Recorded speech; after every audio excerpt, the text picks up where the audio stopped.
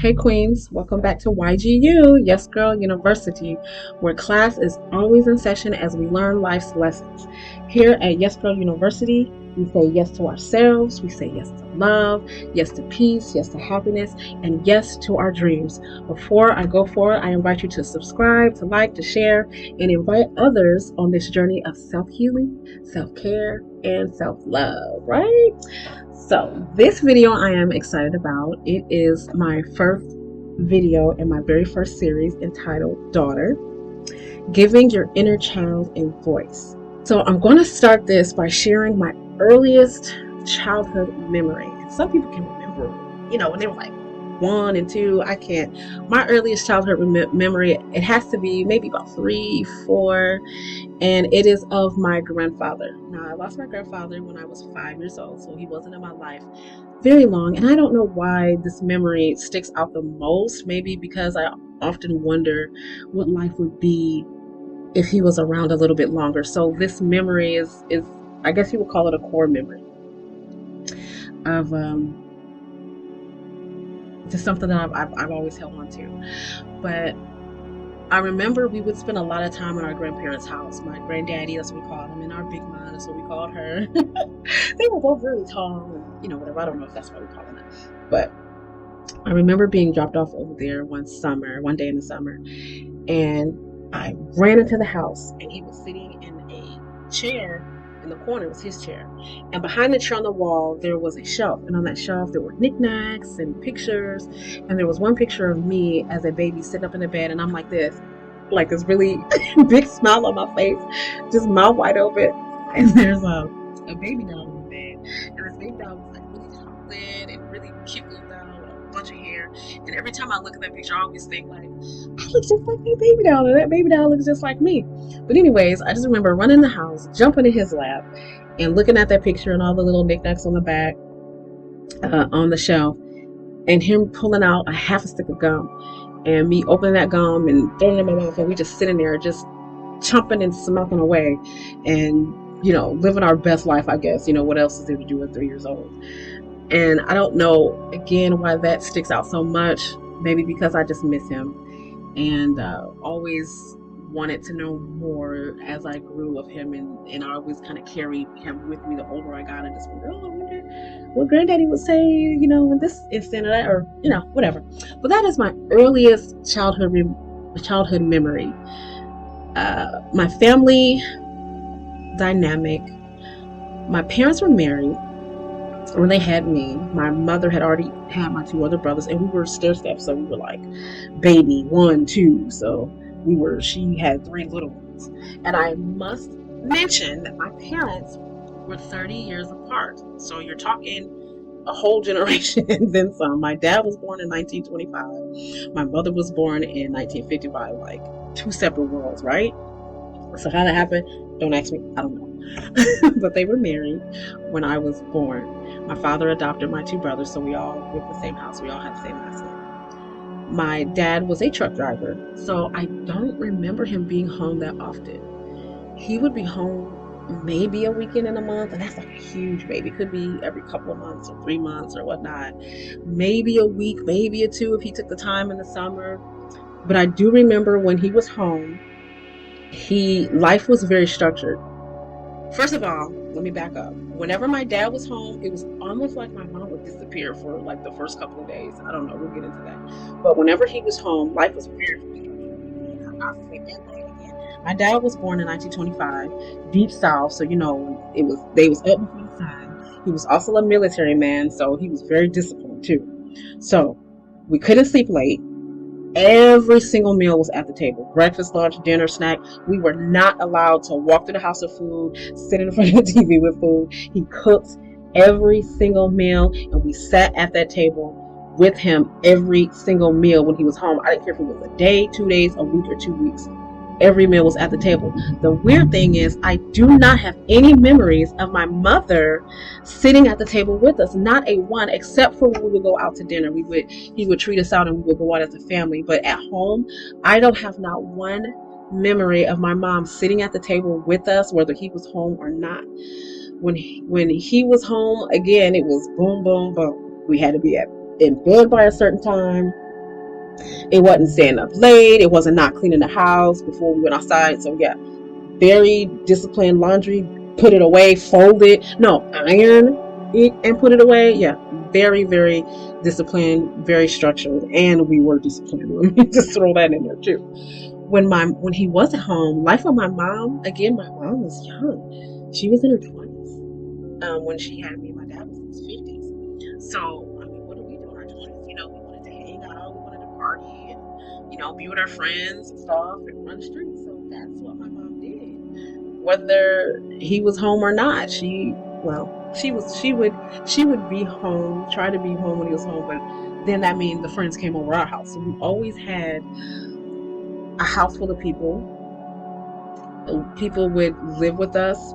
It was very rare that we just had the house to ourselves. We would often have to give up our space. I remember having to give up my bed, my room. We would share a room with somebody. And I just used to think it was so unfair and, whatever. Well, life with my mom was very, carefree. We didn't have very many rules. Well, we did. We did. Uh, when I leave, don't open the door for nobody. Y'all know that one.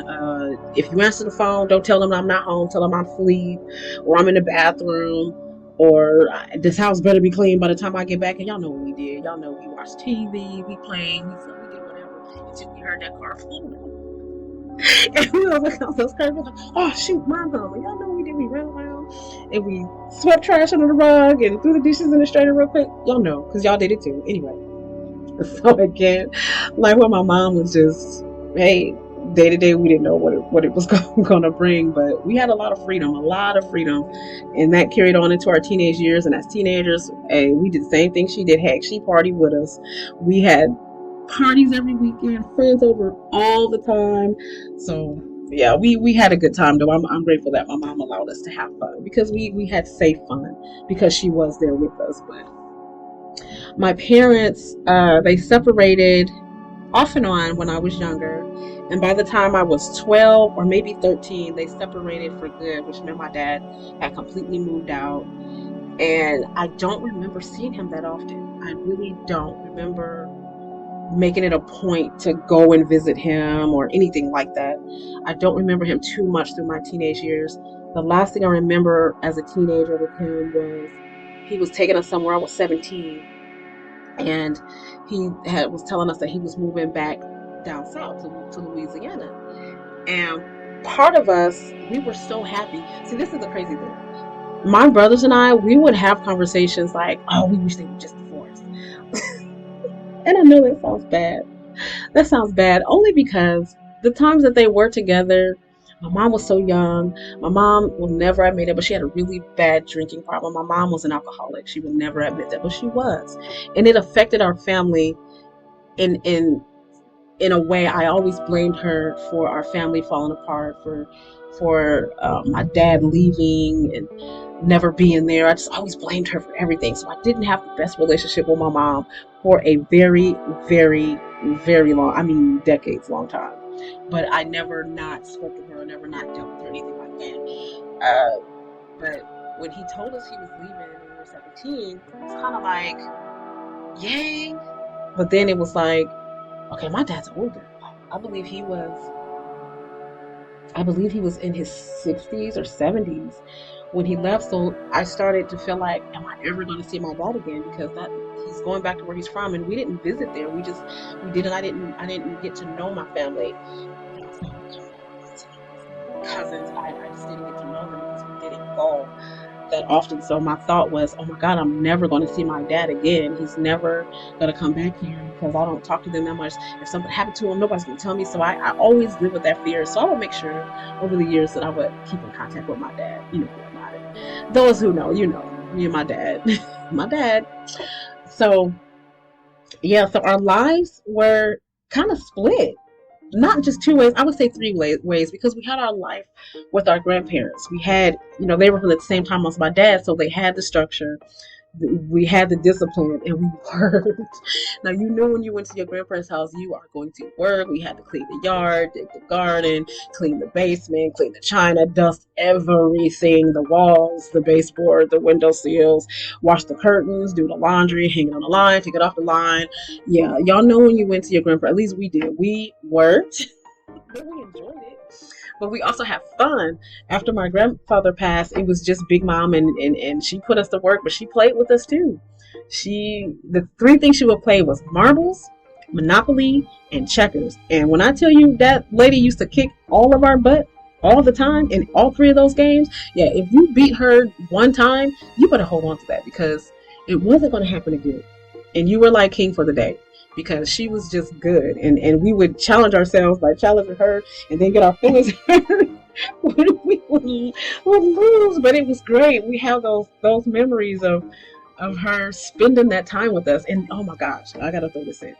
Now, I don't know about y'all grandparents, but when it stormed and lightning, oh my God, we couldn't talk, we couldn't watch TV, we couldn't turn on the lights, we couldn't take showers, we had to just sit and quiet. And they would they would turn on those kerosene lamps, at least one, and that was it. You had to go to the bathroom, you better run in the dark and make your way back to that living room where that lamp was playing. But those were the times that we also played the game. So it wasn't like we were just sitting in fear. You know, she would do things to make us feel comfortable. So again, we had like we were raised in kind of three different types of scenarios and conditions. I just I'm smiling because I'm just, it just leads me into my next point of who did I look up to the most. And it was definitely my big mom, was my grandmother. I model myself after her so much. Grandmothers, they are our glue. They love us no matter what. They'll whip your mama about you. They feed you. They hug you. I remember sleeping in the bed with my grandparents. They teach you things and they tell you off at the same time. And so I just get the biggest smile on my face when I think of her. I really try to live up to her standard as a woman, as a parent, and even now as a grandparent. I have my first granddaughter.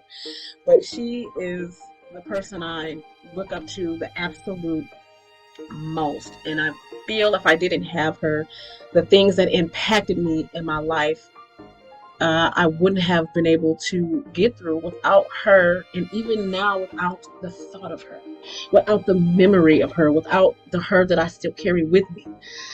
I appreciate her so much, and just having her. Because those things that happen as children, those things that we feel we can't say, or we can't tell, or we can't express ourselves. A lot of times people treat children like they're not people. We have a voice, but we're so told not to use it. Get out of grown folks, get out of my face, get out of grown folks conversation. Oh, you ain't supposed to say that. You better not say that. You better not this, keep your mouth shut. All the things that they say to us that shut us down and make us feel this small as children. And people don't realize that what you're doing is you're cutting off my voice. What happens later in life? What happens later in life?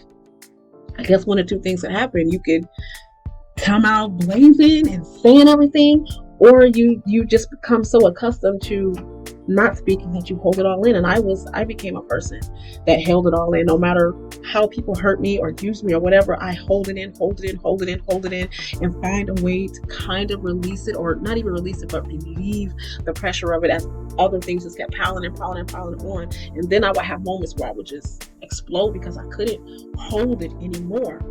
I just couldn't, and it would come out in tears or anger or frustration, or I'm just ready to just give it all up, just throw it all away.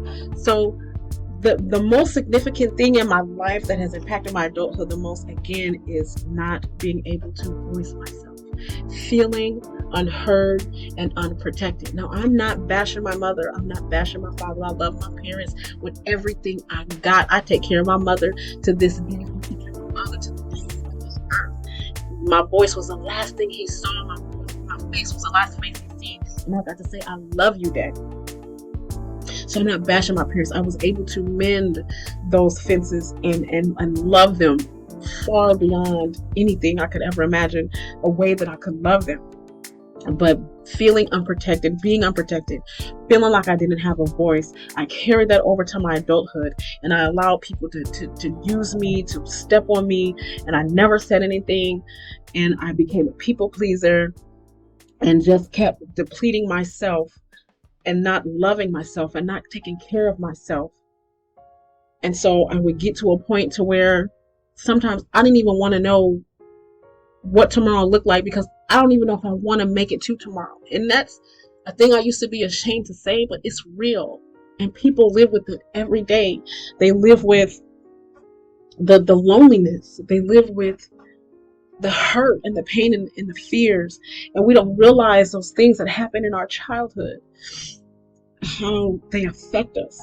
And as adults, sometimes we still don't tell. We don't share our story. And that's what YG is about. It's about sharing your story so you can hear it. The more you hear it, you can start to make connections.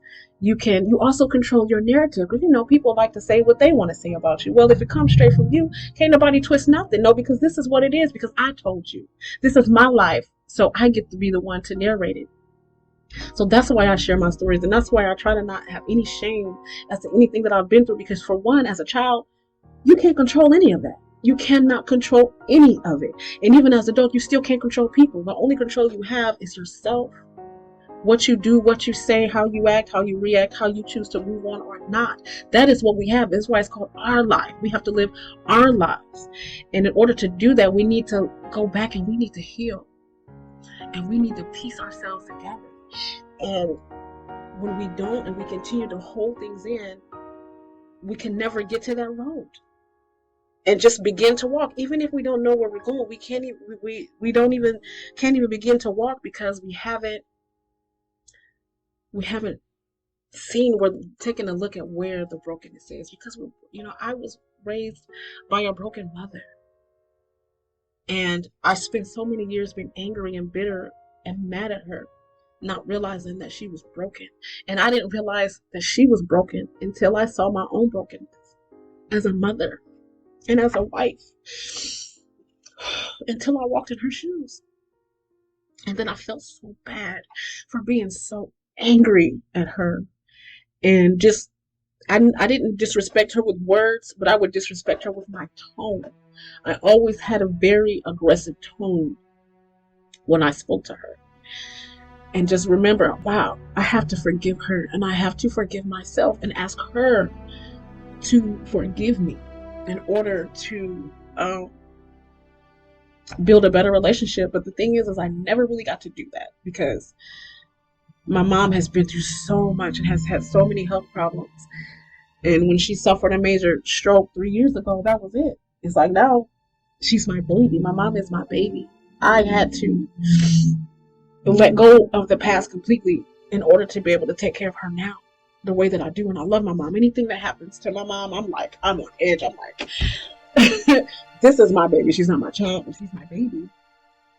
And I appreciate that so much. I thank God so much that He allowed me to find whatever peace or solid ground I needed to in order to still love her and honor her and care for her in this moment. I'm so sorry, y'all. I was not expecting to get this emotional, but that has been part of my healing process, is connecting the pieces, recognizing them, so I can start to put myself together and build a new foundation for who I am, who I want to be, who I choose to be, and how I want to live my life. Because I'm an adult, and that's what being an adult is taking responsibility for ourselves and loving ourselves and healing and teaching and being willing to learn and to grow and mature.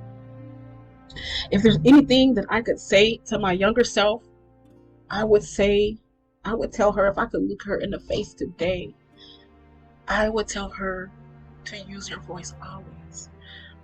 Don't let anyone ever shut you down.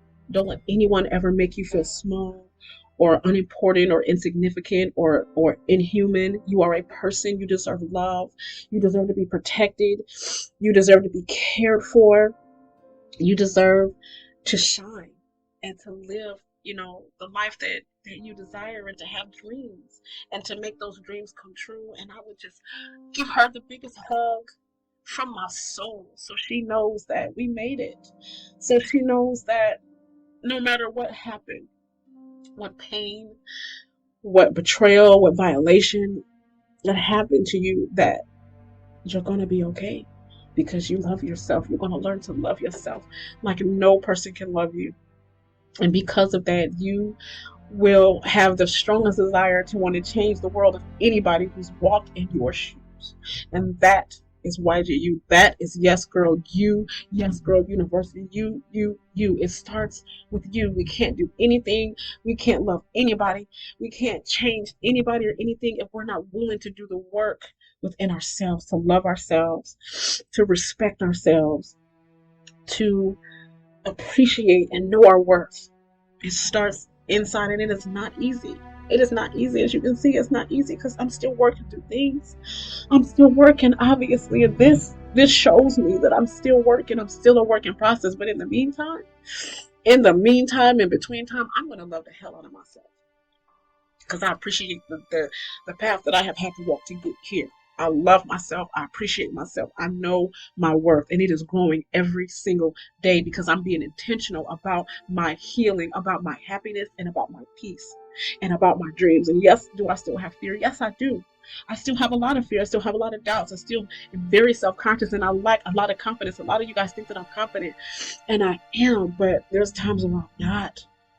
There's times I still feel very weak and very alone, but then I remind myself, get up. Just get up. If I can't do nothing else this day, I'm going to get up and I'm going to be seen today. So, if I ever have the opportunity to look at my child's self in the face, do I believe that she would look back at me and be proud? I would say yes. I would hope so.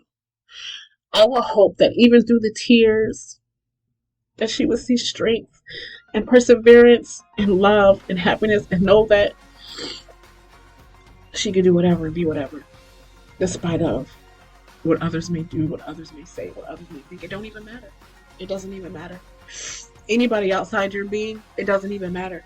If they're not feeding you, if they're not helping you along this journey, if they're not loving you, if they're not encouraging you to heal, to be successful, they don't matter.